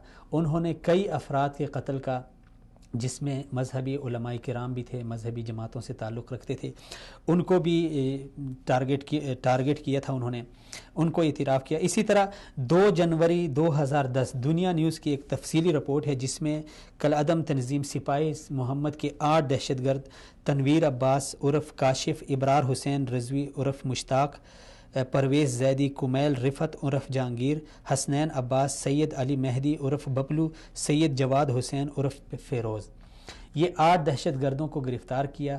इसको मीडिया के सामने भी पेश किया गया, इन्होंने इतराफ़ भी किया, कई अफराद के कत्ल का इतराफ़ भी किया। 16 जुलाई को सरगोदा से साहिवाल जाते हुए रमज़ानुल मुबारक में अकील हुसैन को गिरफ़्तार किया सरगोदा पुलिस डिपार्टमेंट ने, जिसने भी बहुत सारे लोगों को कत्ल करने का इतराफ़ किया। उज़ैर बलोच, कुलभूषण यादव, ये तो सिर्फ़ वो चीज़ें हैं, जो चंद चीज़ें जो मुझे आज मिली है और अभी प्रोग्राम में आने से कुछ देर पहले मैंने सर्च की और मुझे मिली है। बाकी अगर आप मीडिया से आपका ताल्लुक़ है, आप ख़बरें देखते रहते हैं, अफसोस तो ये है कि मीडिया इस तरह चीज़ों को हाईलाइट नहीं करता, शायद वो भी इस बात को नज़रअंदाज करता है कि हमारा इस्लामी बरादर मुल्क है।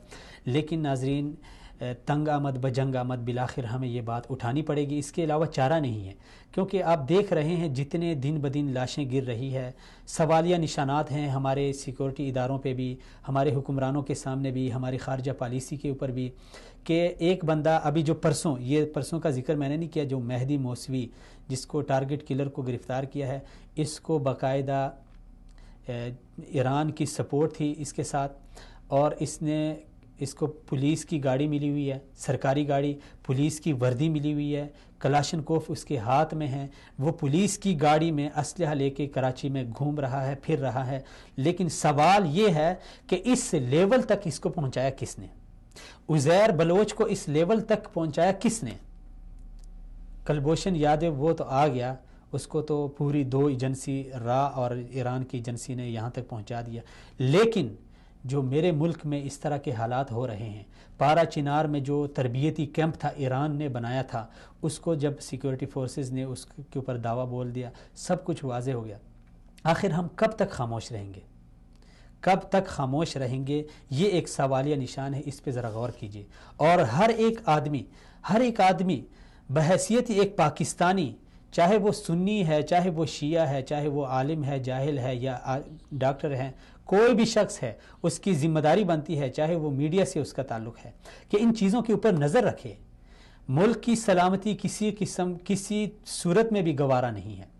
वो कोई भी मुल्क हो हमारे ममलिकत में मुदाखलत करे, चाहे वो सऊदी अरब हो, चाहे वो अमेरिका हो, ईरान हो, इंडिया हो, अफ़गानिस्तान हो, हमें ये चीज़ गवारा नहीं है। बहैसियत पाकिस्तानी ये हमारा फ़र्ज़ बनता है। और फिर ये तो इंसानियत से भी गिरी हुई हरकत है कि मुझे 25,000 रुपये दिए जाएं और मैं अपने पाकिस्तानियों को कत्ल करता फिरूं, अपने पाकिस्तानियों को टारगेट करता रहूं। ये सवालिया निशानात ऐसे हैं जो हमारे मीडिया के तबके पे भी ये सवाल उठता है कि आखिर कब तक इसको नज़रअंदाज किया जाएगा। उलमा जो मजहबी जमातें हैं, जिनको अपने वोट की फ़िक्र होती है, जिनको अपनी कुर्सियों की और इक़्तिदार की और अमारत और सदारत और इस चीज़ों की फ़िक्र होती है, उनके सामने सवालिया निशान है कि कब तक आप इस तरह खामोश रहेंगे। सियासी पार्टियां हैं, सियासत अपनी जगह, पाकिस्तान की सियासत के लिहाज से वो कुछ नहीं बोलते कि ये हम इस तरह बोलेंगे तो हमें वोट नहीं मिलेगा। नाज़रीन, मेरी गुजारिश है ऐसे लोगों से कि वोट बात की बात है, सबसे पहले है एक मुसलमान की जान, और एक मुसलमान की जान की हिफाजत करना गोया एक इंसानियत की हिफाजत है। और अगर हमें इंसानियत का एहसास नहीं है, 200, 300, 400 बंदे एक धमाके में मर रहे हैं, हमें उनका एहसास नहीं, और 10 वोटों के लिए मैं बात को अपने दबा के रखूं, तो ये बहुत ही शर्म की बात है। यहाँ पे एक कॉल लेते हैं। अस्सलाम वालेकुम वरहमतुल्लाह। जी सर, कौन कहाँ से? जी, क्या कहना चाहेंगे सर? मैं ये कहना चाहूँगा, ये जो हमें कर रहे हैं और ये जो जी میں پاکستان سے بول رہا ہوں. یہ تو ایران زبان پر پتہ نہیں کہاں جاتے ہیں جی ان کو کون مارتا ہے؟ جی سر. اچھا آپ یہ کہتے ہیں کہ شیعہ ہمیں مارتے ہیں، تو شیعوں کو کون مارتا ہے؟ جی جی شیعوں کو کس نے مارا ہے آپ بتائیں. یہ جو آپ مجھے اس طرح کی ایک واقعہ بتا دیں کہ جہاں پہ کسی اہل سنت پاکستانی محب وطن پاکستانی نے شیعہ کو مارا ہو. مجھے بتائیں ذرا، مجھے بتائیں. ایران جاتے ہیں ایران. اچھا ایران جاتے ہیں تو کیا ہوتا ہے؟ ایران سے تربیت وہ حاصل کرتے ہیں تو واپس آ کے وہ ہمیں پھول دیں گے کیا؟ آپ کیا سمجھتے ہیں؟ وہ تو ان کے چینل پر آئے ہوئے تھے کہ ہمارے ستارے مر گئے ہیں، فلاں مر گئے ہیں. کہاں پہ مر گئے؟ ایران میں مر گئے یا پاکستان میں؟ کوئی چیز تو کہتے ہیں. جی کال ڈراپ ہو گئے.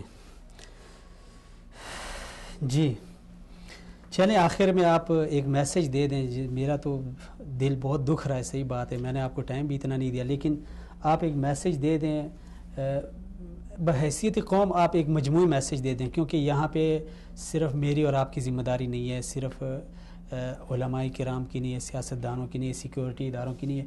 ایک پاکستانی ہونے کے ناطے ہم سب کی ذمہ داری، چاہے چھوٹا ہے بڑا ہے، عالم ہے یا جاہل ہے یا کسی بھی فیلڈ میں وہ کام کر رہا ہے، اس کی ایک ذمہ داری بنتی ہے. تو اس حوالے سے آپ کیا میسج دیں گے؟ میں سب سے پہلے بطور ہم مسلمان بھی ہیں اور پاکستانی بھی ہیں، تو اس حوالے سے سب سے پہلی بات تو یہ کہ ہم جو ہمارا میڈیا جس طرح ہمارا ذہن کو جو تربیت دیتا ہے، تو اس لحاظ سے اس سے پہلے تو خبردار رہنا چاہیے کہ بطور مسلمان اور پاکستانی ہمیں ہر بات کی تصدیق کرنی چاہیے. ہر جو کوئی این جی او کا سربراہ کے کوئی امن کا دائی بن کے کوئی آ کے ہمیں یہ کہ جی نہیں اس طرح ہے، یہ اس طرح ہے، فلاں وہ ہے، فلاں یہ، تو ان باتوں پہ یقین نہیں کرنا چاہیے.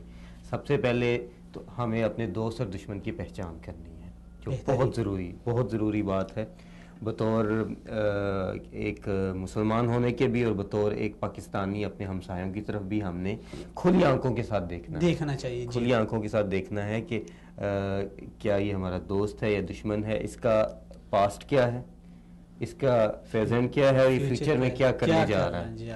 اب پاسٹ آپ دیکھیں تو 1979 سے اب تک ایران کی ایکٹیویٹیز پاکستان میں، پریزنٹ دیکھیں تو ابھی یہ عزیر بلوچ، کلبھوشن یادو اور کتنے حالات ہیں، اور اگر فیوچر میں دیکھیں تو اس کی چاہ بہار کی اور بلوچستان میں شورش کی کوششیں. تو کوئی ایک بھی ایسی ان کی مطلب زمانہ ایسا نہیں ہے جس میں ہم کہیں کہ یہ حوصلہ افزا ہے. اور پھر میری دوبارہ وہی سیکیورٹی فورسز کے ساتھ میری دلی درخواست ہے کہ آپ ان کے خلاف کھل کے سامنے آئیں. ٹھیک ہے، ایرانیوں کو بھی انڈیا یعنی اتنی قربانیاں دی ہے ضرب عضب میں، جو جس طرح کسی انڈین کو پاکستان آنے کے لیے ایک پروسیجر سے گزرنا پڑتا ہے، باقاعدہ ثابت کرنا پڑتا ہے کہ وہ کسی مخالف قسم کی ایکٹیویٹی میں نہیں آ رہا، تو اسی طرح ہماری ایران کے ساتھ بھی یہی پالیسی ہونی چاہیے. کیونکہ صرف ایران کے ہی لوگ نہیں، ایران کے واسطے سے آپ دیکھیں کہ انڈین ہمارے پاس دشمن بن کے آ رہے ہیں. ایسی تو وہ ہمارے لیے بہت بڑا خطرہ ہے. یہ گٹھ جوڑ جو ہے، یہ جو ٹرائی اینگل نیا بن رہا ہے ہمارے خلاف 3 ہمسایوں کا، تو اس کے خلاف ہمیں اب کھلی آنکھوں کے ساتھ. اچھا ایک چیز کی اور وضاحت کر دیں، جس طرح یہ ابھی یہ صاحب کال پہ کچھ بتا رہے تھے، کال ان کی وہ آواز صحیح نہیں آ رہی تھی. یہ جو جاتے ہیں بلوچستان سے یہ جو زیارات کے لیے، اس کا آپ نے پہلے تذکرہ کیا، میرے ذہن میں کچھ ایک سوال اٹھا ہے کہ وہ الزام لگاتے ہیں کہ ہزارہ برادری کو نشانہ بنایا جاتا ہے، اور حالانکہ اگر دیکھا جائے تو کتنی بار ان کی بسوں کو پکڑا ہے سیکیورٹی فورسز نے، ان میں سے بھاری اسلحہ اور ایرانی اسلحہ برآمد ہوا ہے. تو کیا سمجھتے ہیں کہ یہ میرا تو جو نقطہ نظر ہے وہ یہ ہے کہ یہ ایران ہی ان لوگوں کو جو ہے نا وہ استعمال کرتا ہے، انہی کو مارتا ہے تاکہ وہ اپنی مظلومیت کا ایک بہانہ بنا کے ملک کے دیگر حصوں میں اپنی جو ہے نا وہ ہمدردی سمیٹے. اس کو آپ کس نظر سے دیکھیں؟ میں بالکل آپ کے ساتھ اتفاق کروں گا، بلکہ اس پہ شاید کسی ہمارے آفیسر نے اس پہ باقاعدہ دبے دبے لفظوں میں کہا بھی تھا. دبے دبے, ہاں یہی مسئلہ ہے کہ ہم سب کچھ دبے دبے, ایران کے خلاف دبے دبے لفظوں میں بولتے ہیں. تو انہوں نے اس چیز کا کہا بھی تھا کہ جو ہزارہ برادری ہے جو ہر سال, تو آپ دیکھیں کہ ایک خاص دنوں میں خاص وقت میں ان کا قتل کرنا, ان کو مارنا, اس کے پیچھے کیا مقصد کار فرما ہو سکتا ہے؟ اور حالانکہ آپ بلوچستان میں اگر یا کوئٹہ کا جو ماحول ہے اس سے واقف ہوں تو کوئٹہ کے لوگوں کو اس سے کوئی زیادہ دلچسپی نہیں ہوتی کہ ان کے حصے باقاعدہ تقسیم ہیں. ہزارہ برادری کے علیحدہ حصہ ہے, پختون لوگ علیحدہ, کوئٹہ میں ان کا مخصوص علاقہ ہے, بلوچ الگ ہیں. تینوں کا آپس میں کوئی اس طرح کا تعلق نہیں ہوتا کہ ان کو مسئلہ ہو. حتیٰ کہ میری اس معاملے میں بہت سے پختون لوگوں کے ساتھ بات بھی ہوئی تو وہ کہتے ہیں کہ ہمیں ان کے ساتھ کوئی واسطہ ہی نہیں, وہ صدیوں سے ادھر رہ رہے ہیں. پچھلے تقریباً ہزارہ جو برادری ہے اس کو 1 صدی سے زیادہ عرصہ ہو گیا رہتے ہوئے. تو ان کا ہم نے کبھی ان کو نہیں چھیڑا تھا, تو ابھی ہمیں کون سا مسئلہ ہونا ہے؟ وہ اپنے حد تک اپنی عبادات کریں, ہم ان کو کچھ نہیں کہیں, کچھ نہیں. لیکن اب مسئلہ یہ کہ ہزارہ برادری خود بھی ایسی چیزوں میں ملوث ہوتی جا رہی ہے, ان کو مظلوم بن کے انہوں نے باقاعدہ اسلحہ, جیسے کہ آپ نے بھی یہ عجیب مظلوم ہے, مظلوم بن کے ظالم بن جاتے ہیں. یہ پھر ان کا ایک خاص جو باقاعدہ ماضی ہے پچھلے کئی صدیوں سے, وہ اس میں کار فرما آ جاتا ہے کہ ان کے اندر یہ باقاعدہ عقیدے میں یہ چیز شامل ہے کہ آپ نے اس کے ذریعے اپنی پالیسی کو کامیاب بنانا ہے. چلے جی, بہت شکریہ عبدالوہاب سلیم صاحب, نوازش ہے آپ نے شرکت کی. اسی طرح ناظرین میں مشکور ہوں آپ کا بھی, اور جن ساتھیوں نے کالیں کی ہے, بہت ساری کالیں آئی ہے, میری نظر نہیں گئی اس طرف, اور جن ساتھیوں کی کچھ آواز کٹ رہی تھی ان سے بھی معذرت. لیکن اسی طرح میں اپنے مہمان آصف خورشید صاحب کا بھی مشکور ہوں جنہوں نے فون کال کے ذریعے ہمارے ساتھ شرکت کی. ناظرین, آج ہمارا میسیج یہی ہے کہ ہمیں اب پاکستان کی جو صورتحال, اب حالیہ صورتحال ہے, اس کو مد نظر رکھ کے اگر دیکھا جائے تو حالات دن بدن بگڑاؤ کی طرف جا رہے ہیں. ایسی صورتحال میں ہمیں تمام تر تفریق کو پس پشت ڈال کر ہمیں متحد اور متفق ہونا ہوگا. بصورت دیگر ہماری جغرافیائی سرحد محفوظ نہیں ہے, ہماری نظریاتی سرحد محفوظ نہیں ہے. اس لیے ہمارے ملک کے اندرونی حالات ٹھیک نہیں ہیں. اس لیے ہمیں ان تینوں چیزوں کے اوپر بر وقت نظر رکھنا ہوگی, اور بحیثیت قوم ہر ایک شخص اس میں اپنی ذمہ داری کا احساس کرے, اپنا فرض ادا کرے, ورنہ خدا نہ خواستہ نہ رہے گا بانس اور نہ بجے گی بانسری. کہیں ایسا نہ ہو, اللہ نہ کرے کہ ہماری بھی وہی صورتحال ہو جو آج ہم شام و عراق میں دیکھ رہے ہیں, جو ہم برما میں دیکھ رہے ہیں, جو ہم یمن میں دیکھ رہے ہیں. اس لیے اسی میسج کے ساتھ اپنی ذمہ داری کا احساس کریں, اور کسی کا جو لحاظ کیے بغیر ایک پاکستانی اور ایک محب وطن بن کر اس ملک کے لیے خدمت سر انجام دیں. وہ کسی بھی صورت میں آپ دے سکتے ہیں. ہمیں بھی اجازت دیجیے, اگلے پروگرام میں دوبارہ سے پھر ملاقات ہوگی. تب تک کے لیے السلام علیکم ورحمۃ اللہ وبرکاتہ.